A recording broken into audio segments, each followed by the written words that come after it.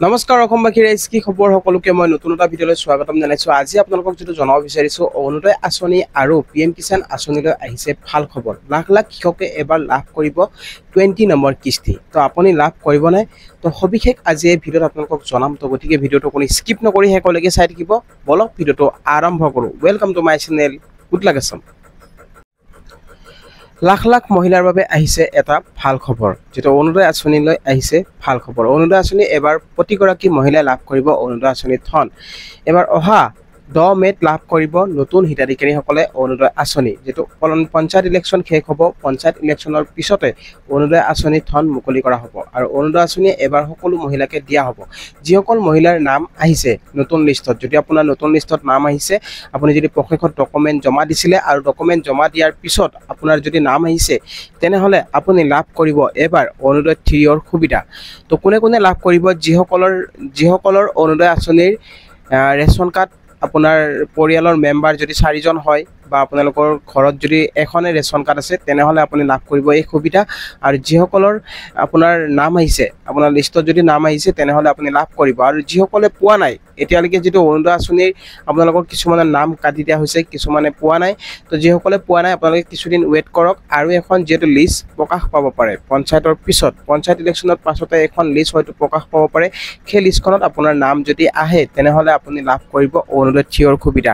আৰু পুৰণি হিতাধিকাৰীসকলে নাম যিটো কাটি দিয়া হৈছে, পুৰণি হিতাধিকাৰীসকলৰ নাম কটা গৈছে। তো কিহৰ কাৰণে কটা গৈছে এটা কথা আপোনালোকে জানি ৰাখক। প্ৰশেষত আপোনালোকক ডকুমেণ্ট দিব কোৱা হৈছিলে, আপোনালোকে ডকুমেণ্ট দিয়া নাছিলে। যিসকলে ডকুমেণ্ট দিয়া নাছিলে সেইসকলৰ নাম ইতিমধ্যে কটা হৈছে, আৰু যিসকলে ডকুমেণ্ট দিছে সেইসকলৰ নাম আছে। আৰু বহুতৰে নাম যিটো কাটি দিয়া হৈছে, কাৰণটো হৈছে কি, আপোনালোকৰ যিটো ক'ব খুজিছোঁ, আপোনালোকৰ ঘৰত কেইজন মানুহে অৰুণোদয় আঁচনি লাভ কৰি আছে। যদি আপোনালোকৰ ঘৰত 2-3জন যদি মহিলাই লাভ কৰি আছে, তেনেহ'লে আপোনালোকৰ যিটো অৰুণোদয় আঁচনিৰ পৰা নাম কাটি যাব পাৰে। বা আপোনাৰ ঘৰত ৰেচন কাৰ্ড কেইখন আছে, যদি আপোনাৰ এখনে ৰেচন কাৰ্ড, তেনেহ'লে আপুনি লাভ কৰিব সুবিধা। আৰু ৰেচন কাৰ্ড থাকিলে আপুনি লাভ কৰিব অৰুণোদয় 3ৰ সুবিধা। আৰু এটা কথা যিটো আপোনালোকে জানি ৰাখক, এবাৰ যিহেতু মুখ্যমন্ত্ৰী মহোদয়ে যিটো জনাইছে যে যিসকলৰ আৰ্থিক ইনকাম আপোনাৰ 4 লাখতকৈ তলত হ'ব, সেইসকলেহে লাভ কৰিব অৰুণোদয় সুবিধা। আৰু বহুতৰে নাম যিহেতু কটা গৈছে, সেই কটা যোৱা মহিলাসকলে কি কৰিব লাগিব? যদি আপুনি যোগ্য মহিলা হয়, তেনেহ'লে আপুনি ডিচি অফিচত এবাৰ খবৰ কৰিব। তাত গৈ আপোনালোকে কমপ্লেইন কৰিব পাৰে। যদি আপুনি কমপ্লেইন কৰি দিয়ে, তেনেহ'লে আপুনি লাভ কৰিব অৰুণোদয় সুবিধা। আৰু যিটো জনাব বিচাৰিছোঁ, অৰুণোদয় আঁচনিৰ কিছুমান মহিলা, এনেকুৱা মহিলাৰ নাম কটা গৈছে যিসকলৰ একেবাৰে আৰ্থিক অৱস্থা বেয়া। আৰু যিহেতু আপোনাৰ যিটো মুখ্যমন্ত্ৰী যিটো কৈছিলে যে সকলোকে দিম বুলি, কিন্তু তাৰে ভিতৰত যিটো কিছুমানৰ নাম কটা গৈছে, তো কটা যোৱা মহিলাসকলে কি কৰিব লাগিব? যদি আপোনাৰ নামটো কাটি গৈছে, তেনেহ'লে আপুনি পঞ্চায়তত খবৰ কৰিব লাগিব, এখন এপ্লিকেশ্যন দিব লাগিব। আপুনি আপোনাৰ পঞ্চায়তত এবাৰ খবৰ কৰিব, পঞ্চায়ত বা আপুনি ডিচি অফিচত আপুনি এবাৰ খবৰ কৰিব। তাত আপোনালোকে যদি এপ্লিকেশ্যন দিয়ে, তেনেহ'লে আপুনি লাভ কৰিব পাৰে অৰুণোদয় সুবিধা। আৰু 3ৰ যিটো মুকলি কৰা হৈছে অৰুণোদয় আঁচনিৰ, সকলোৱে জানে অৰুণোদয় আঁচনিৰ যিসকল মহিলা নতুনকৈ আবেদন কৰিছিলে, আপুনি যদি প্ৰশেষত ডকুমেণ্ট দিছিলে, তেনেহ'লে আপোনাৰ ঠিকে আছে, আপোনাৰ কোনো প্ৰব্লেম নাই, আপুনি লাভ কৰিব।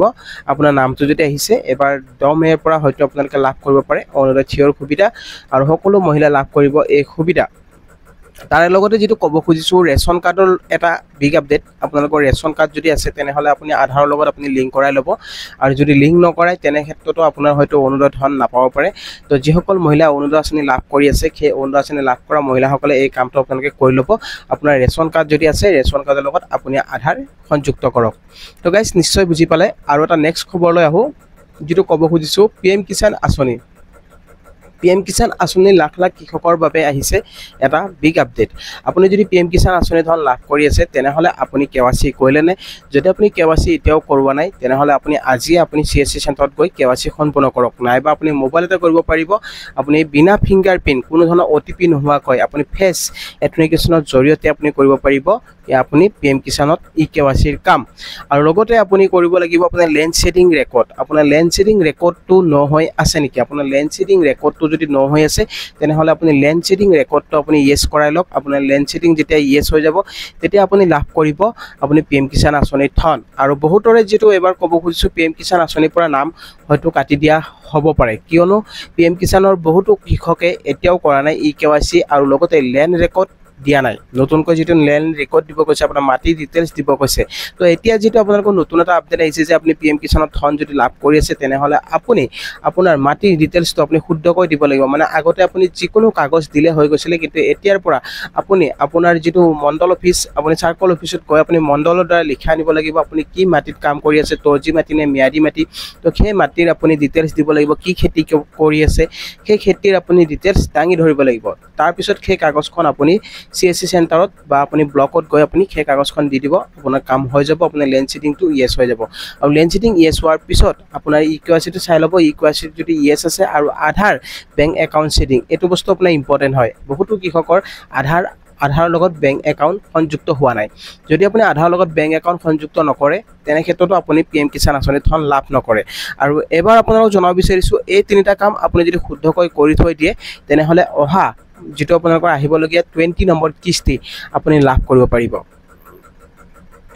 এবাৰ যেটো পিএম কিষাণ আঁচনি 20 নম্বৰ কিস্তি কেতিয়া ৰিলিজ কৰা হ'ব সকলোৱে জানে যেটো আপোনালোকক যদি কিস্তি দিয়া হৈছিল 24 ফেব্ৰুৱাৰীত যেহেতু আপোনালোকক পিএম কিষাণ আঁচনিৰ ধন ৰিলিজ কৰি দিয়া হৈছিল 24 ফেব্ৰুৱাৰীত ৰিলিজ কৰিলে এবাৰ আপোনালোকক আপোনাৰ মাৰ্চ মে জুন তো জুনত আপোনালোকে হয়তো লাভ কৰিব পাৰে পিএম কিষাণ আঁচনিৰ 20 নম্বৰ কিস্তি তো তাৰ আগতে আপুনি আপোনাৰ কেৱাইসি ল্যান্ড সেটিং আৰু আধাৰ টু বেংক একাউণ্ট সেটিং আপুনি সম্পূৰ্ণ কৰক যদি আপুনি এই তিনিটা কাম এতিয়াও কৰা নাই তো সকলোৱে এই কামখিনি কৰক আৰু এই কামখিনি কৰাৰ পিছতে আপুনি লাভ কৰিব পাৰিব পিএম কিষাণ আঁচনিৰ ধন যিসকল কৃষকে এতিয়াও পিএম কিষাণ আঁচনিৰ ধন লাভ কৰা নাই তো তেখেতসকলে আপোনালোকে অফিসত যোগাযোগ কৰক আপোনাৰ ব্লকত যাওক ব্লকত গৈ আপুনি চাওক আপোনাৰ কি হৈ আছে আপুনি যদি সেই বস্তুখিনি আপোনাৰ যদি কিবা এটা যদি আপোনাৰ মিস্টেক হৈ থাকে তেনে ক্ষেত্ৰতো আপুনি আপোনাৰ পইচাটো আপুনি নাপায় আৰু এটা কথা মনত ৰাখিব আপোনাৰ বেংকৰ একাউণ্টটো আপুনি কি দিছে আপোনাৰ বেংকৰ একাউণ্টটো পোষ্ট অফিস একাউণ্ট হ'ব লাগে আৰু যদি পোষ্ট অফিসত আপুনি একাউণ্ট খোলা নাই তেনেহলে আপুনি এটা পোষ্ট অফিসত একাউণ্ট বনাওক